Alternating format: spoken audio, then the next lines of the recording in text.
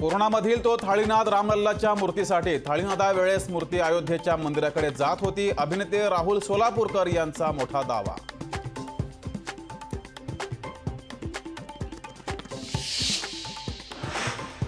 संविधान हे बहुजनांचं आरक्षण आहे, ते टिकलं पाहिजे। बाबासाहेबांनी न्यायव्यवस्थेत आरक्षण ठेवायला हवं होतं। आरक्षण न देऊन 80% लोकांवर अन्याय केला, आव्हाड यांचं वक्तव्य। आज रामाच्या नावाने निवडणूक लढत आहे, उद्या रामाचे निवडणूक चिन्हही लावतील। आमदार जितेंद्र आव्हाड यांचा भाजपावर हल्लाबोल।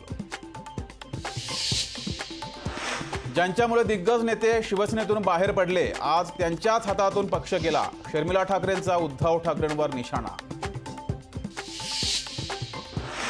विधानसभा अध्यक्षांच्या निकालाविरोधातील शिवसेनेच्या याचिकेवर आज हायकोर्टात सुनावणी। व्हीप न मांडणाऱ्या ठाकरे गटातील आमदारांना अपात्र करा, शिंदे गटाची मागणी।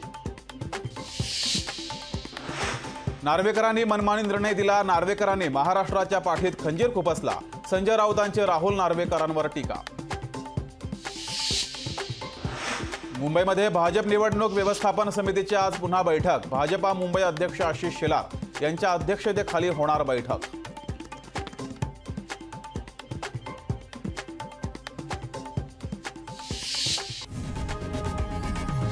लोकशाही मराठी ऐका, पहा, जागरूक रहा।